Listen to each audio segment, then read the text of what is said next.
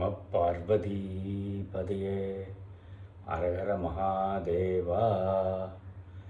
தென்னாடுடைய சிவனே போற்றி, எந்நாட்டவர்க்கும் இறைவா போற்றி. காவாய் கனகத்திரளே போற்றி, கைலை மலையானே போற்றி போற்றி. ஓம் நாம சிவபெருமான் திருவந்தாதி என்றதை பார்த்து வந்தோம். அதில் முதல் 20 பாடல்களும் மூலமும் அதற்கு விளக்க வரையும் நாம் பார்த்தோம். அடுத்து நம்ம 21ஆம் பாடல்லேருந்து இப்பொழுது பார்க்க இருக்கிறோம். பாடல் 21. அயமால் ஊன் ஆடரவம் நான் அதலதாடை அயமாவதான் ஏரூர் ஆரூர் அயமாய என்னைக்கண் தாழ்சடையன் நீற்றான் எரியாடி என்னகன்று ஆழும் இவள். இந்த எல்லா பாடல்களுமே வெண்பா யாப்பில் தான் அமைஞ்சிருக்கிறது. அதுவும்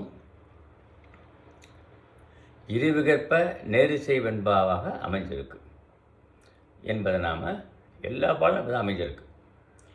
வெண்பா பாடுவது மிகவும் கடினமான செயல். இருவிகற்ப நேரிசை வெண்பா பாடுவது ரொம்ப கடினம். அப்போ அழகாக மடக்கு அணி வரும்படியாக அடிக்கடி நிறைய பாடியிருக்கிறார் இந்த பாடலில்.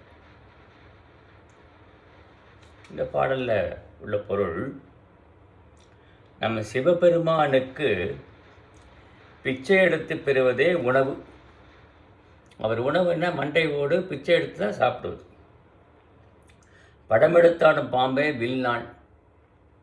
முப்புறத்தை எரிக்க புறப்பட்ட போது படம் எடுத்துக்கின்ற பாம்பு, வாசுகிங்கிற பாம்பை தான் நானாக வில்லில் நானாக ஏற்றாராம். அதை சொல்கிறார் ஆசிரியர்.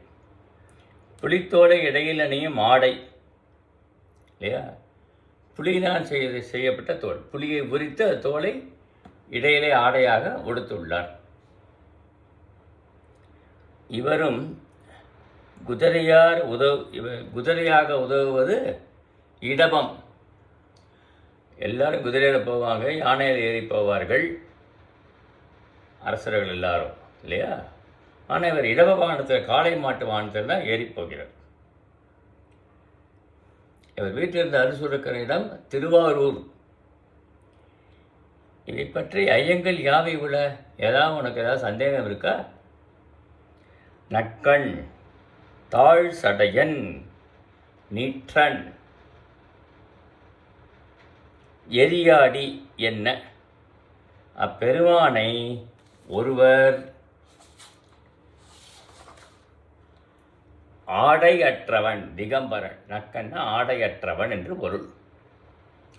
தாழ்ந்த சடையை உடையவன், திருநீறு பூசுபவன், தீயிடை ஆடுபவன், நெருப்பிடை நின்று ஆடுபவன் அவன் என்று சொல்ல கேட்ட அளவில் இவள் மனமுருகி ஆழங்கால் படுகிறாள். சிவபெருமானுடைய செயலெல்லாம் சொல்லும் பொழுது இந்த பெண் இருக்காள, கைக்கிளை தலைவி பெண், மனமுருகி அப்படியே ஆழங்கால்பட்டு அது லைத்திருக்கிறாளாம். ஆமாம், குறிப்புரையை சொல்கிறார் பாரு. தன் மகள் காதல் கொண்ட தாய் கூறுகிறாளாம் தன் மகளை பற்றி. ஐயம் ஐ என்பது போலியாக வந்திருக்கிறது. ஆமாம், அகரத்திற்கு போலியாக ஐ. கன்று ஆளும், கன்றி ஆளும், அறுவேறு வகையான். திருமுருகாற்றுப்படையில் வந்திருக்கிற செய்தியை சொல்கிறார். அங்கே இது போல குறிப்பிட்டிருக்கிறார் ஆசிரியர். அற்று என வினை முதல்நிலை வினையச்சமாக பொருள்பட்டவர். அற்று என்று வருது இந்த பாடலில். வினையச்சமாக பொருள் கொள்ளணும் என்று சொல்கிறார். அப்புறம் ஆளும் இவளையும் 22ஆம் பாடல். ஆழும் இவளையும் கையகள் ஆற்றேன் என் என்று ஆழும் இவளை அயராதே ஆழும் சலமுடியாய் சங்கரனே சங்கக் குழையாய் சலமுடியா நின்றருள் தார். போன பாடலில் முடிஞ்சக்கூடிய சொல்லை வைத்து இங்கே ஆழும் என்று இந்த பாடலில் ஆரம்பிக்கிறது. அந்தாதி சொன்னில் அந்த அந்தாதிக்கு இலக்கணமாக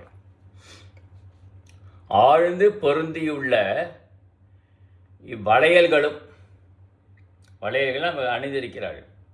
என் கைகளை விட்டு நீங்கும் துயரத்தை தாங்க மாட்டேன் என்று மனம் துயருகிறது. இவளை துன்புறுத்தாமல் ஆழமான கங்கை ஆற்றினை சடைமுடி மேற்கொண்டவனே சங்கரனே எல்லா உயிர்களுக்கும் நன்மை புரிபவன். சங்கரனாலே மங்களம் தருபவன் என்று பொருள். சங்கினால் என்ற காதணியை அணிந்தவன், சங்குக்குழை அணிந்தவன். இப்படி இந்த பெண்ணுடைய செய்தியில் வஞ்சனை செய்யாமல் அவனுடைய மாலையை இவளுக்கு அருள்வாயாக. இந்த தாய் சொல்கிறாள், ரொம்ப உன்னையே நினச்சி வாடுகிறாப்பா. வளையல்கள்லாம் இவளுடைய கையை விட்டு நழுவி போகின்றன. இவள் என்ன செய்வாள் பாவம். ஆகவே உன்னையே நினைத்து ஏங்கி அழுகிறாள். அதனால் உன்னுடைய மார்பில் சூட்டியுள்ள கொன்றை மாலையை தரக்கூடாதா? ஏன் இப்படி தராமல் வஞ்சிக்கிறாய்? ஏன் இவளை துன்பப்படுத்துகிறாய் என்று தாய் கூறுவதாக இந்த பாடல் அமைந்துள்ளது.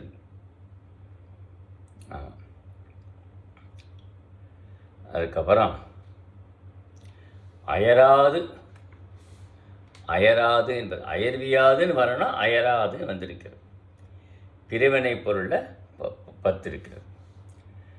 அடுத்தது 22ஆம் பாட்டில் தார் என்று முடிந்ததா? அடுத்த 23ஆம் பாடலில் தார் என்ற சொல்லால் ஆரம்பிக்கிறது. தாராய தன் கொன்றையான் இறப்ப தான் இதனை தாராதே சங்கம் சரிவித்தான் தாராவல் ஆனைமேல் வைகும் அணிவயல் ஆஜக்கோன் ஆரூர்கோன் நல். ஆரூர்கோன், ஆரூர்னா திருவாரூர், கோன் அரசன். ஆணையும் வானோர்க்கு அரசு என்று இந்த பாடல் அரசு என்று முடிகிறது. இதில் தாரா என்றது என்ன? தாரா என்பது மருத நிலத்துக்குரிய பறவை. 5 வகை நிலங்களுக்கும் பறவை இருக்குது, விலங்குகள் இருக்குது. அதில் மருத நிலத்து பறவை தான் தாரா என்பது. வலிய தண்டினை உடைய ஆணைக்கொம்பன் என்னும் நெற்பயிரின் மேல் தங்கும். இந்த தாரா என்ற பறவை ஆணைக்கொம்பனுக்கு நெற்பயிர். நெல்லில் பல ரகம் இருக்குது. அது ஆணைக்கொம்பனுங்கிற நெற்பயிரால் உறுதியான தண்டை உடையதாக இருக்கும். அதன் மேலே இந்த தாரா என்ற பறவை தங்குமா. அதை சொல்கிறார் ஆசிரியர். அழகிய வயல்களை உடைய ஆரூருக்கு தலைவனாகிய சிவபெருமான். ஆரூருக்கு தலைவனவன், திருவாரூருக்கே தலைவன். பெரியோனாம் பெரியவன் அவன், பெரியவிட எல்லாரோட பெரியவன். வருந்தும் தேவர்களுக்கு அத்துயர் துடைக்கும் அரணாவான். அரண் தேவர்களுடைய துயரை துடைப்பவனாக இருக்கிறான். அத்தகையவன் அவன் மாலையாகிய கொன்றை பூ மாலையை யான் வேண்டும். அந்த பெண்ணு வேண்டுகிறாளாம், ஆரூருக்கு அரசே, அந்த கொன்றைப்பு மாலை எனக்கு கொடுக்கூடாதா? எனக்கு தாராமல் என் சங்கு வளையல்கள் நெகிழ்ந்து விழுமாறு செய்து விட்டாயே, நான் என்ன செய்வேன்? அப்படியே உன்னையே நினைத்து அன்னமாகாரம் இல்லாமல் உறக்கம் இல்லாமல் ரொம்ப வருந்துகிறேனே என்னுடைய உடம்பு வந்து இளைக்கிறது. இளைத்து தானே வலையெல்லாம் என் கைகளை விட்டு நழுவி செல்கின்றன. அதுக்கு யார் காரணம்? நீதானே காரணம்.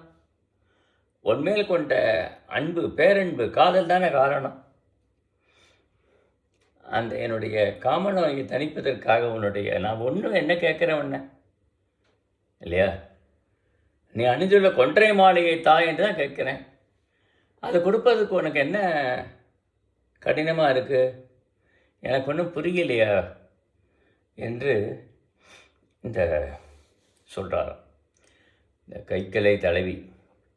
ஏன் கைக்கிளைன்னு பார்த்தோம், ஒருதலை காதல் இல்லையா? கடவுள் மாட்டு மானிட பெண்டு நயந்த பக்கம் என்று ஏற்கனவே சொல்லியிருக்கிறேன். அந்த இலக்கணத்தில் தான் வரும் இதெல்லாம். இந்த கைக்கிளை தலைவி கூற்றாக வரக்கூடிய பாடல்கள். இப்படி செய்து விட்டாயே என்று மிகவும் வருந்துகிறாள் அவள். 24ஆம் பாட்டு. அரசுமா ஆழ்விக்கும் ஆட்பட்டார்க்கு அம்மான், அரசுமா மங்கொன்று மாலுக்கு அரசுமான் ஊர்தி எரித்தான் உணரும் செவிக்கு இன்பன், ஊர்தி எரித்தான் உரா என்று பாடல் முடித்திருக்கிறார் ஆசிரியர். சிவபெருமான் தனக்கு அடியவராயினார்க்கு, தன்னுடைய அடியார்களுக்கெல்லாம் உதவியாக பொருந்தி அவர்களை அரசராய் நாடாள செய்வான்.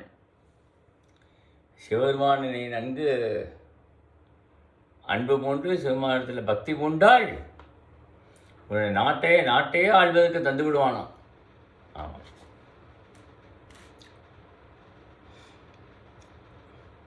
தன் உடம்பில் திருமாலுக்கும் தலைவனாவான். தன் உடம்பில் ஒரு பக்கத்தை திருமாலுக்கு அளித்திருக்கிறான். அவன் பாம்பும் அழகிய மானம் பொருந்திய திரு நாமங்களை கேட்கும் செவிகளுக்கு இனிமை தருபவன். அரசர்களுடைய முப்புறங்களையும் அசுரர்கள் இருக்காங்களே, 3 புற அசுரர்கள், அவர்கள் அரசர்களாக இருந்தாலும் அசுரர்கள் தான். 3 திரிபுரங்களை உடையவர்கள். இரும்பு, பொன், வெள்ளி என்பது.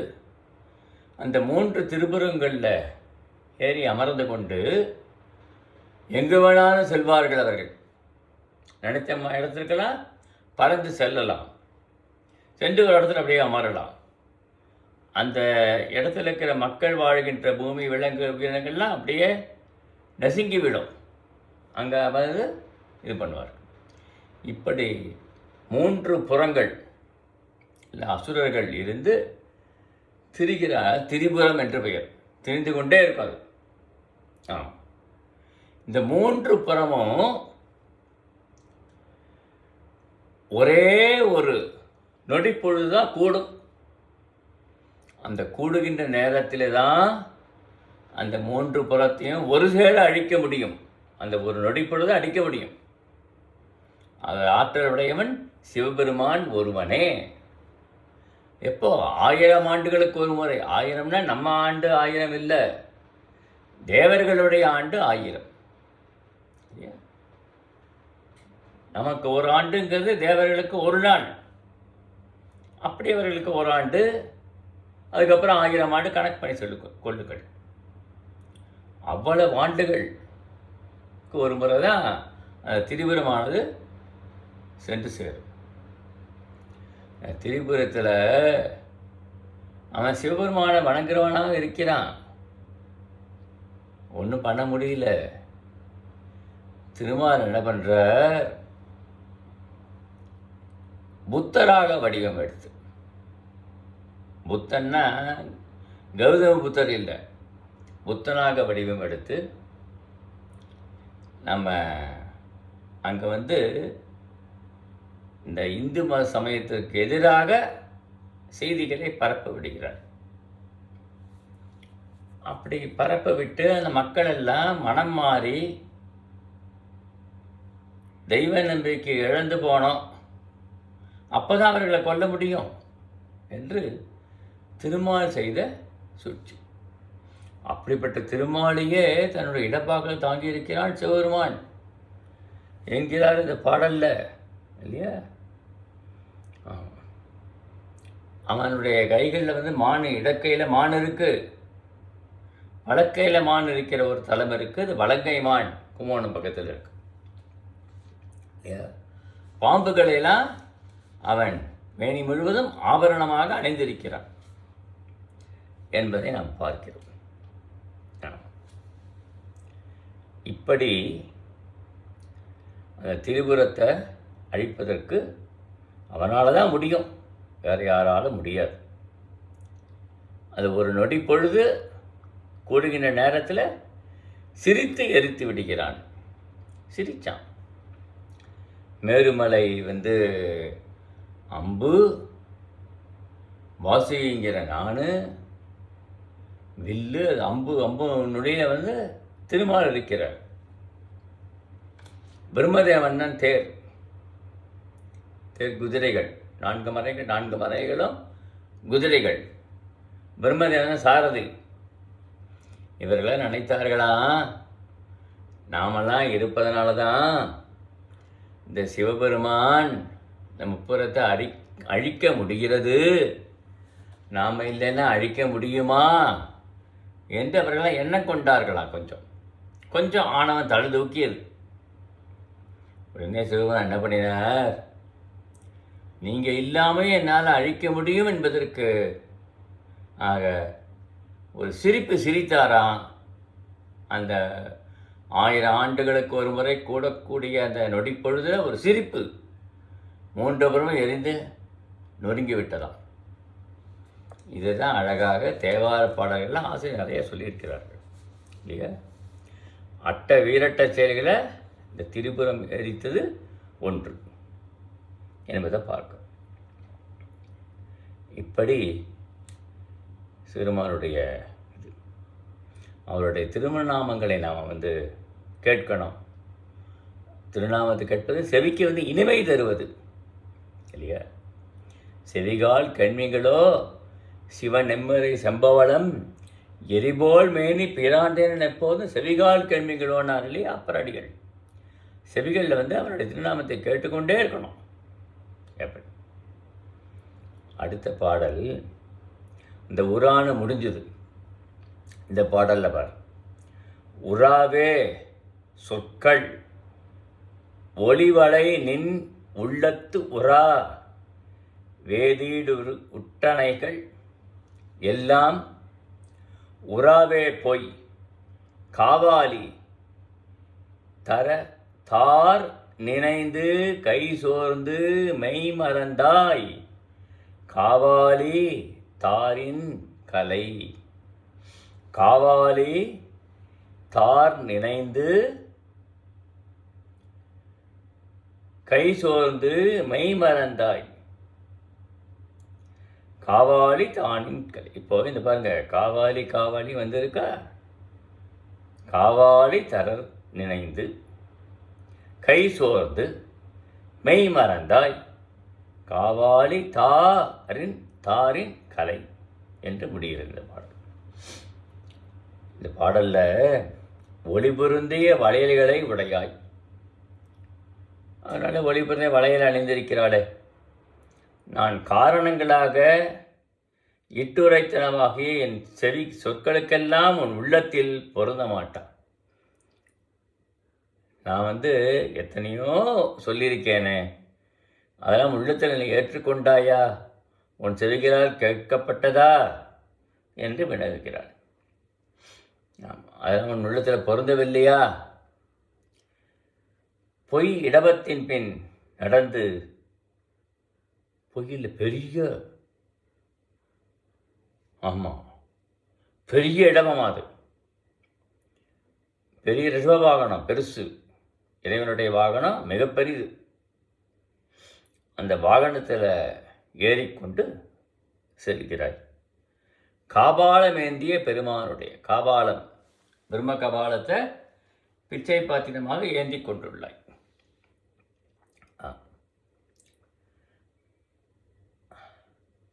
கபாலம் என்ற பெருமானுடைய மாலையை பெற நினைந்து, அவன் அணிந்துள்ள கொன்றை மாலையை பெற நினைந்து மிகவும் நினைக்கிறேன், ஆசைப்படுகிறேன். அது கிட்ட பெறாமையால் மனம் சோர்ந்து உடலும் தளர்ந்து, அது கிடைக்கணும் ஏங்கி இருக்கேன், ஆனால் அது கிடைக்கவில்லை. மனம் தளர்ந்து போச்சு, உடல் சோர்ந்து போச்சு, நான் என்ன செய்வேன்? உடலம் தளர்ந்து மறந்து விட்டாய்.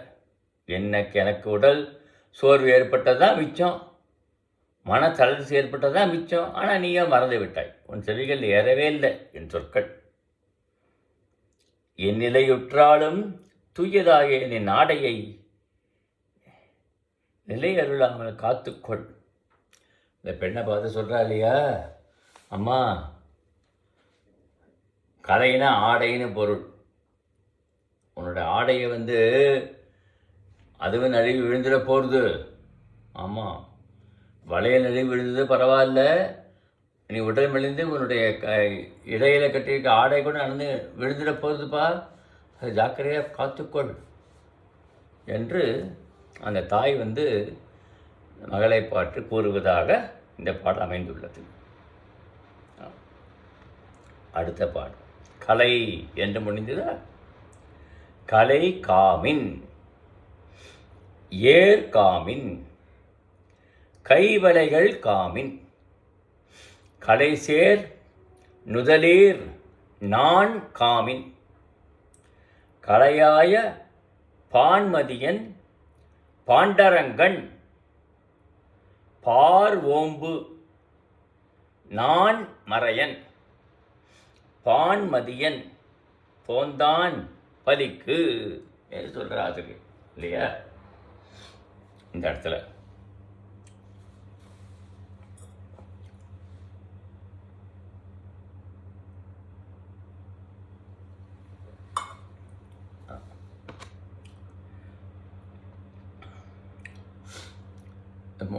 முதல் அடியில் கலைகாமின் ஏர்காமின் கைவிளைகள் காமின் கலைசே நுதலீர் நான் காமின் என்று சொல்லியிருக்கிறார். அடுத்தது பான்மதியன். பான்மதியன் பண்டரங்கன் பாரோம்பு நான்மறையன் பான்மதியன் போந்தான் பலிக்கு. இதில் பால் போன்ற ஒளியை உடைய பிறையை சூடியவன், பால் போன்ற வெள்ளவெளேன்னு இருக்கு, மூன்றாம் பிறைச்சந்திரனை தலையிலே சூடியிருக்கிறான். பண்டரங்கம் என்ற கூத்தனை ஆடியவன் இல்லையா? திரிபுரமெல்லாம் எரித்த பிறகு ஆடுகின்ற கூட்டு பண்டரங்கம் என்று ஒரு சாரார் கூறுகின்றனர். பண்டரங்க கூத்து என்பது சுடுகாட்டில் திருநீற்றை உடம்பெல்லாம் பூசிக்கொண்டு ஆடுகின்ற ஆடல் தான் பண்டரங்க கூத்து. அதுவும் தேவாரத்தில் இடம்பெற்றுள்ளது என்பதை பார்க்க. அப்படி பண்டரங்க கூத்து ஆடுபவன் தேர்ந்த நன்மக்கள் பாதுகாக்கும் 4 வேதங்களையும், வேதங்களெல்லாம் பாதுகாத்து வருகின்றனர். அந்தனர், அரசர், வணிகர் எல்லாரும் வேதத்தை பாதுகாக்கின்றனர். அந்தனருக்கு தான் பெரும்பான்மை, வேதங்களை பாதுகாத்து வந்திருக்கிறார்கள். அன்பால் மதிப்போனாகிய சிவபெருமான் பிச்சை எடுத்து பெற புறப்பட்டு விட்டான்.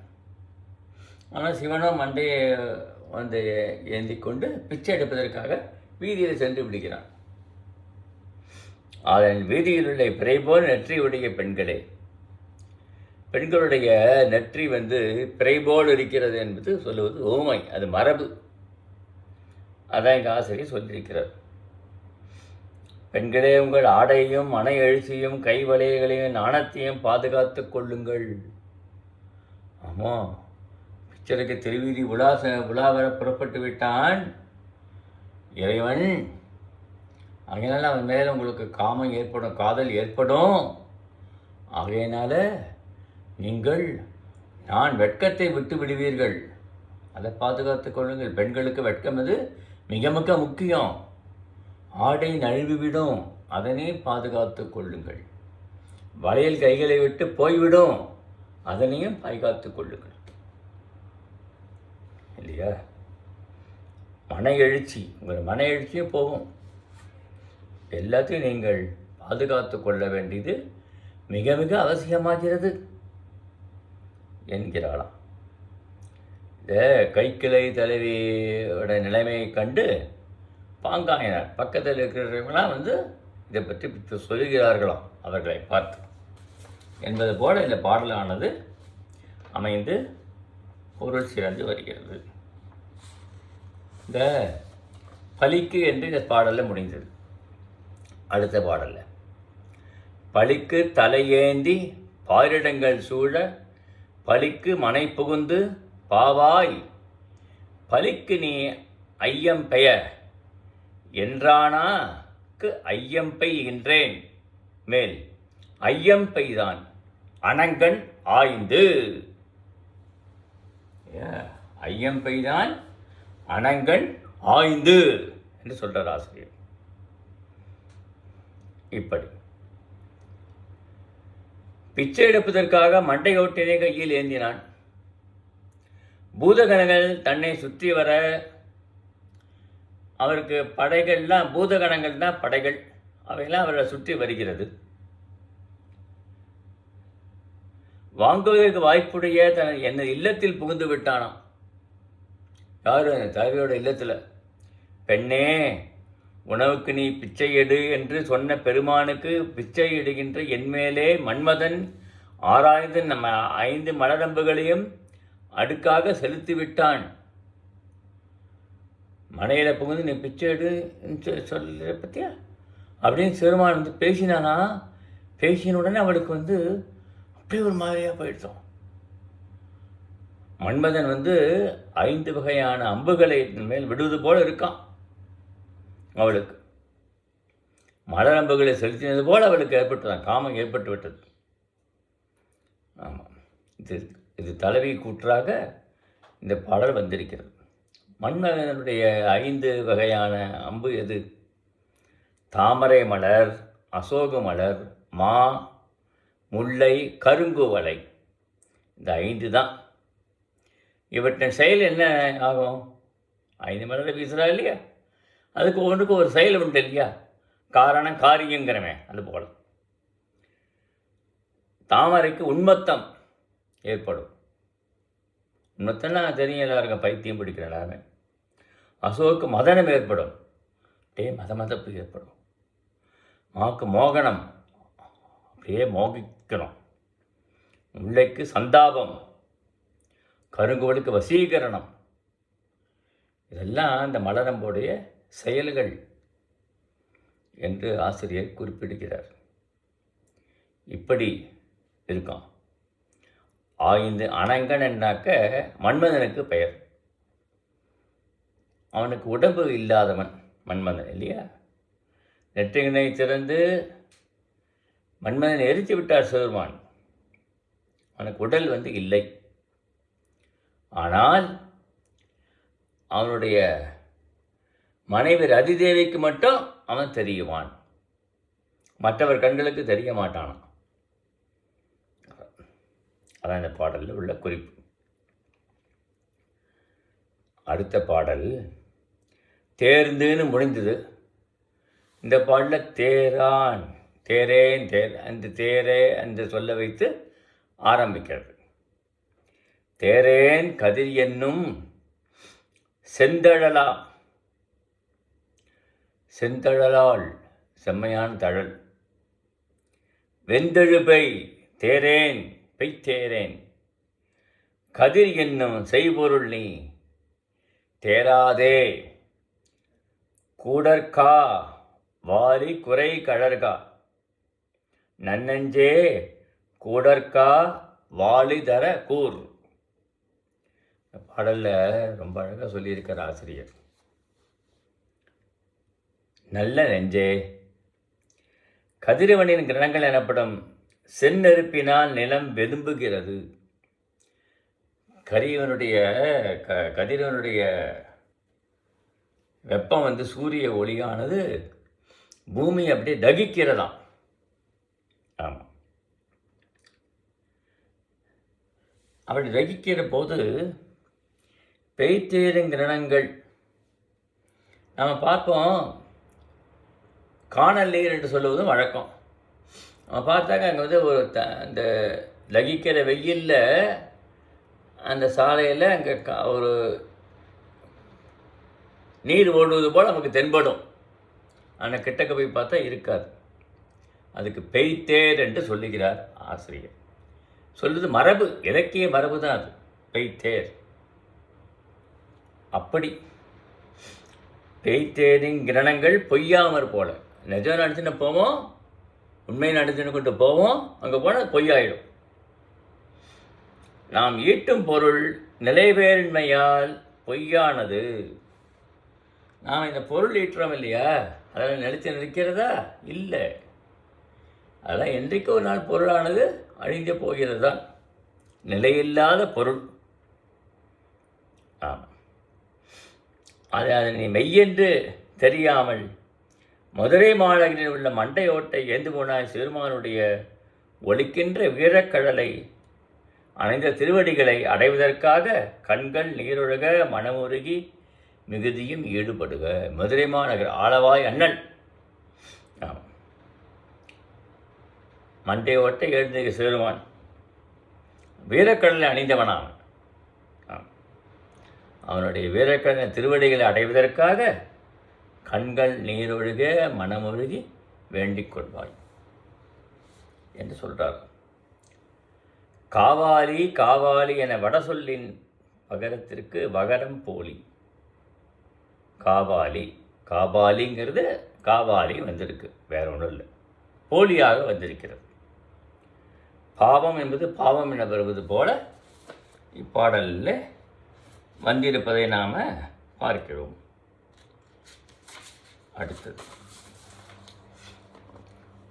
அடுத்த பாடல் 30ஆம் பாடல். கூர் என்று முடிந்தது.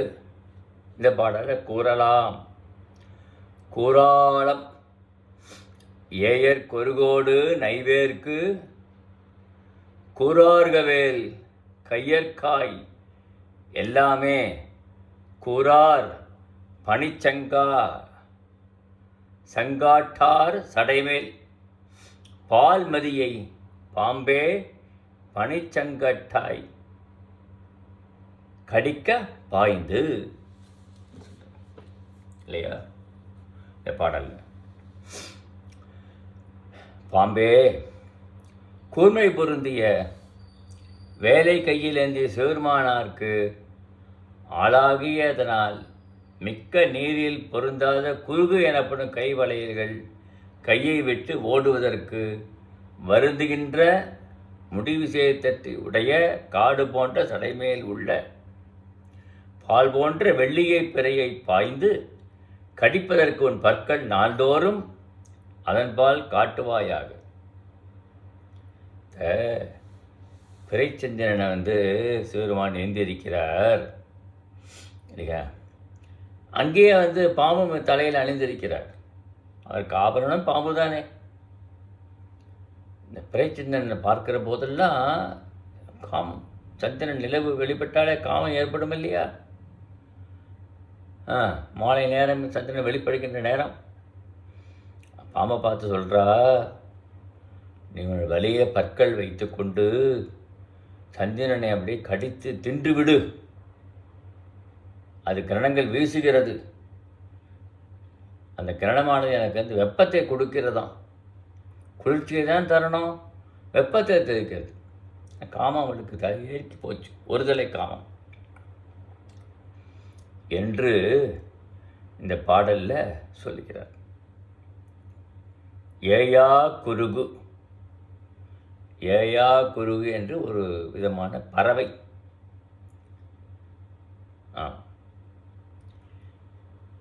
அந்த ஏயா குருகு போன்று இந்த வலை அமைந்திருக்கிறதாம். அந்த வலைக்கு ஒரு பறவையை ஒப்பிட்டு கூறுகிறார். வலைகளை குறிக்க வந்தது தான். நைவேர்க்கு நைவேனை, வேற்றுமை மயக்கம். நைவேர்க்கு வரணும், நைவேனை வந்தது. வேற்றுமை மயக்கமாக இந்த பாடலில் வந்துள்ளது.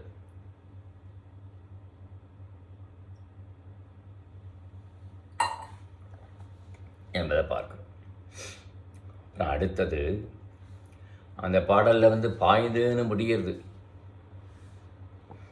அடுத்த பாடலில் பாயும்னு ஆரம்பிக்கிறது. பாயும் விடையோர்தி பாசுபதன் வந்தனது பாயிர் புகுத பனைமுலை மேல் பாயினன் நற்கென்றாய் குளிர் சடையார்க்கு என் நிலைமை கூறாதே என்றாய் இதுவோ குணம். நல்ல கொன்றை மாலையே பாயும் விடையூர்தியை வாகனமாக உடைய பாசுபதனாம் சிவபெருமான் வந்து பரவிய எனது இல்லத்தில் புகுந்து என் பருத்த முளைகள் மேல் தங்கினான் அல்லன். என் இல்லத்தில் சிந்து விட்டான். பருத்த முளைகள் மேலே தங்கினானா? இல்லை, அல்லன். என் நிலைமை குளிர்ச்சி பொருதை சடையனையுடைய சிறுமானுக்கு தெரிவிக்காமல் என்னை பெரிதும் துன்புறுத்து விட்டாய். இதுவோ உன்பாக வைந்த நற்பண்பாகும். கொன்றை மாலையை பார்த்து சொல்கிறார். கொன்றை மாலையே, நீ உனக்கு நல்ல பண்பு இருக்கா? இல்லையே. விடையூரியுடைய பெருமான் பாசுபதன் பேர், சிறுமானுக்கு பாசுபதன் ஒரு பெயர். இல்லத்தில் புகுந்து தங்கினான் அல்லவா? குளிர்ச்சி பண்ணு சடையனோட சிறுமானுக்கு தெரிவிக்காமல் என்னுடைய நிலைமை என்னை சிறுமான் தெரிவிக்க வேண்டுமே. கொன்றை மாலையே, நீ தெரிவிக்கவில்லையே. உன் செயல் என்ன இருக்கு? என்ன இது? இதுதான் உன்னோட நற்பண்பா. சிறுமான் திருமேனியிலே இருக்கிறாய், என் நிலைமையை சொல்ல மாட்டேங்கிறியே என்று இந்த பாடலில் கைக்கிளை தலையில் சொல்கிறாங்க. பாசுபத தர்மத்தை உடையவன் என்று பெயர். பாசுபதம்ங்கிறது ஒரு தர்மம். பாசுபதம் பசுபதியை அடைவிக்கும் சாதனம். பசுபதி இல்லையா? பசு என்பது இந்த உயிர்கள், பதி என்பது சிறுமான். இந்த பசுவானது இந்த பாசத்தில் பற்றி கொண்டிருக்கிறது. பாசத்தை விடுத்து இந்த பசுவானது பதியை அடைய வேண்டும். அதான் சைவ சமய சித்தாந்தம். பதி, பசு, பாசம். பாசம் பசுவை பற்றி கொண்டிருக்கிறது. பாசத்தை நீக்கணும். நீக்கினாதான் இந்த பதியை பசு அடையும் என்கிறது. அதான் சாதனம். அதுக்கப்புறம் குணம்னு பாடம் முடிந்தது. குணக்கோடி கோடாகே குளிர்சடையான் வில்லின் குணக்கோடி குன்றம் சூழ் போகி குணக்கோடி தெரிரவில் வாரான். தேரிரவில், தேர் இரவுங்கிறான். தேர் இரவு, இரவு நேரம் அர்த்தம். தேர்ந்த இரவு. இவர் காலாம் சிந்தனையே தேரிரவில் வாழும் திறம். இந்த செவிலித்தாய் கூறுற மாதிரி இருக்கு பார் இந்த பாடலும். என் மகளே, நூலினாலாகிய புத்தாடையை வளைந்து கொடுக்காத குளிர்ந்த சடையை உடைய சிறுமானுடைய வில்லாகிய மேருமலையை கிழக்குப்புறமாக ஓடிச் சுற்றி உலகினை வளைத்து செல்பவனாகிய கதிரவன். கதிரவன் மேருவை வலம் வருவதாக நம்ம சொல்வது. கிழக்கிலே உதிர்த்து அப்படியே மேற்கு நோக்கி போகும்போது மேருவை வளர்ந்து முடிந்துவிடும். அது சொல்வது மரபு, இலக்கிய மரபு. அதான் இங்கே ஆசிரியர் சொல்லுகிறார். அந்த மேருமலை தான் வில்லாக அவருக்கு பயன்பட்டது 30 எரித்த போது. அதை கதிரவன் சுற்றி வருகிறது ஒரு நாள். வளைத்து கதிரவன் தனது தேரில், கதிரவன தேருக்கு ஒரே ஒரு சக்கரம்தான். ஆமாம், தேர் ஓட்டுபவன் கால்கள் கிடையாது அவனுக்கு. தேர் ஓட்டுறான். 7 குதிரை பூட்டப்பட்ட தேர். 7 குதிரை என்று நம்ம சொல்கிறோம் இல்லையா, அதெல்லாம் குறிப்பு பொருள். அது என்னன்னாக்கா 7 வர்ணங்கள். இப்போவும் சூரிய ஒளியை ஒரு முப்பட்டை கண்ணாடியில் செலுத்தினா 7 வர்ணங்கள் தெரியும். 7 வர்ணங்கள் நாங்கள் மீட்டெடுக்க முடியும். அந்த 7 வர்ணங்களை 7 குதிரைகளாக உருவகித்து கூறியிருக்கிறார்கள் ஆசிரியர் என்பதை நாம் உணர வேண்டும். விஞ்ஞான அறிவு மிக்கவர்கள் நம் முன்னோர்கள் எல்லாரும். இப்படி ஆனால் அந்த தேரில் ஊறி வரானே, ராக்காடுதல் வரமாட்டானே இல்லையா, நம் மனப்புறம் வரமாட்டான். அத்தகைய இறைவன் சிறுவானுக்கு அடிமையாகும். ராத்திரி நேரத்தில் வரமாட்டான் சூரியன், வேறு ஒரு ஊரில் உதித்து கொண்டிருப்பான், இங்கே வரமாட்டான்.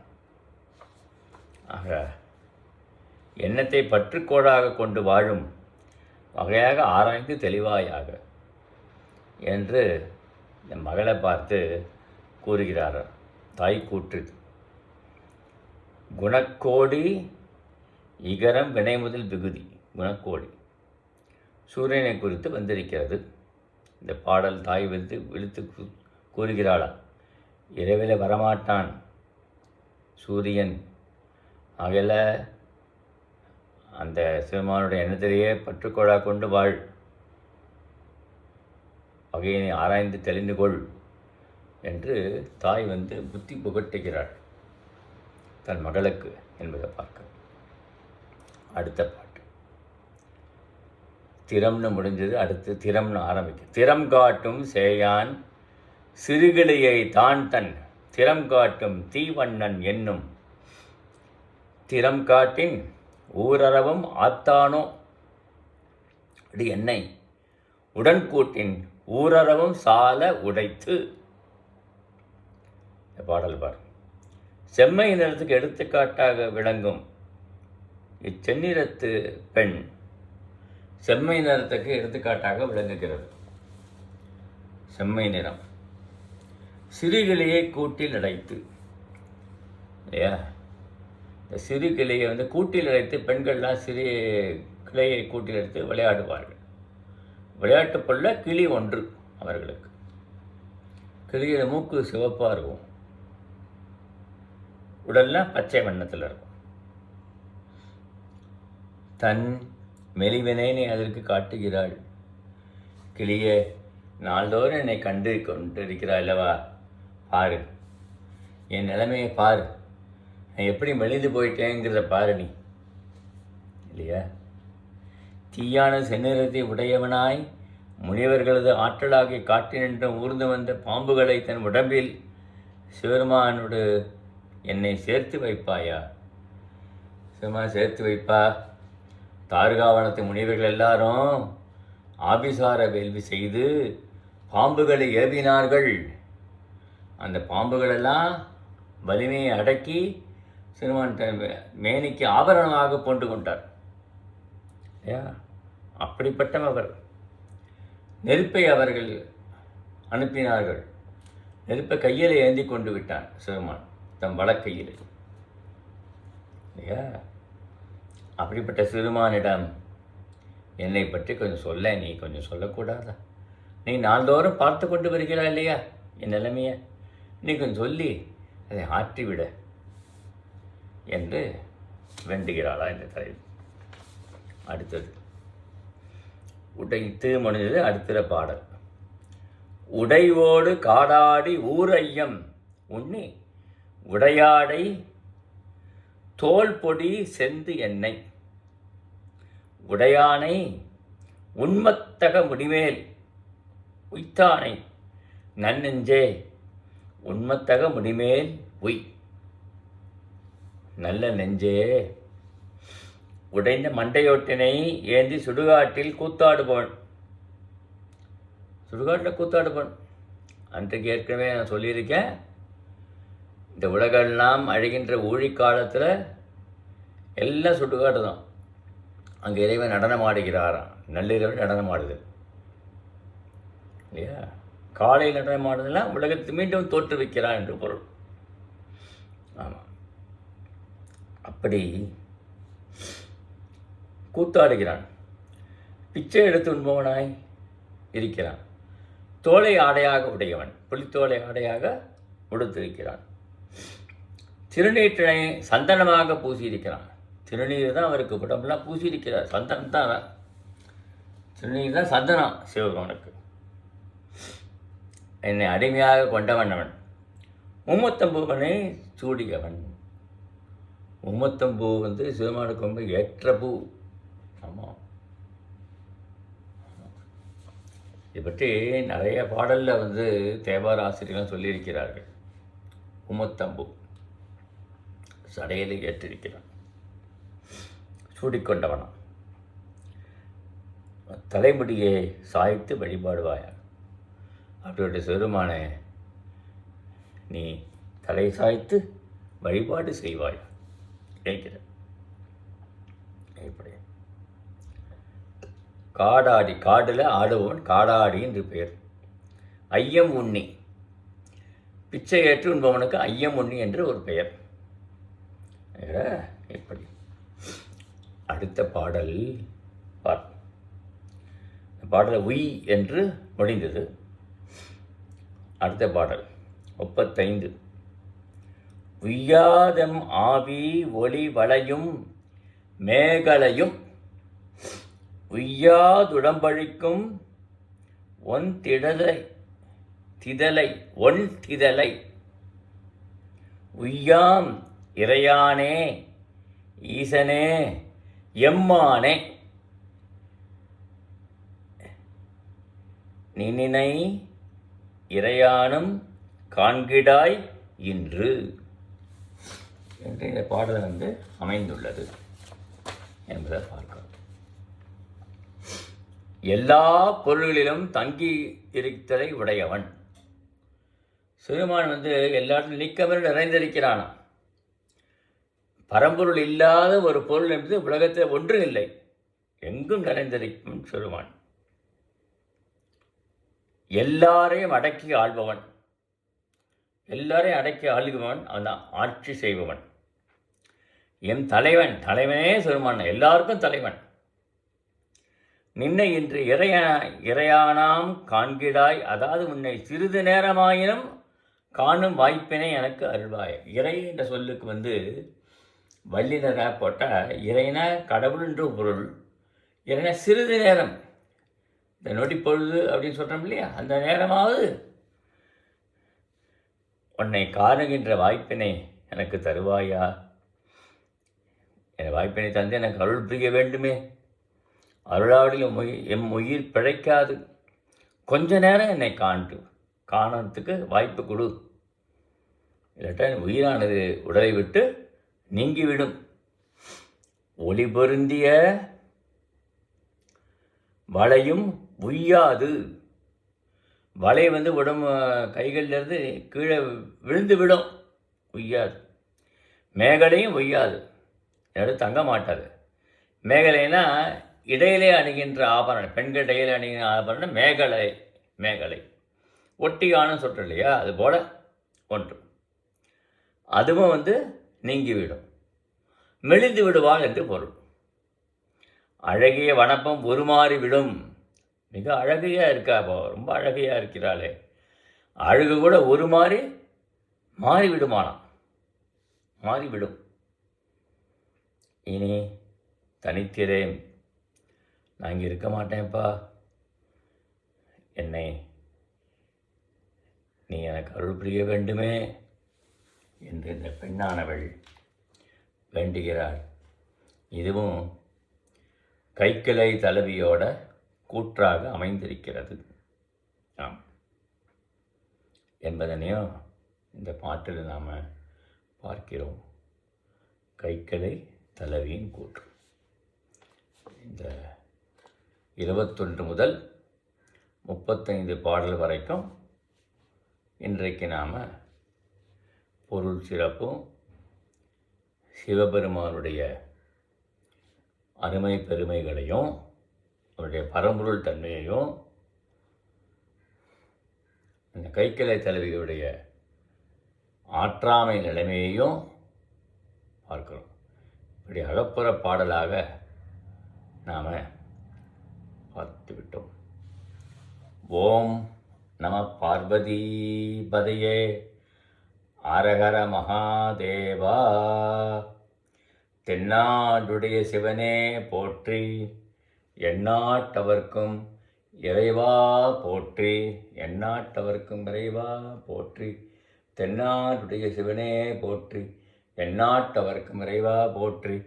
காவாய் கனகத் திரளே போற்றி, கைலை மலையானே போற்றி போற்றி. ஓம் நம சிவாய. ஓம் நம சிவாய. சிவாய நம சிவாய நம சிவாய நம சிவாய நம சிவாய நம சிவாய நம. ஓம் நம சிவாய.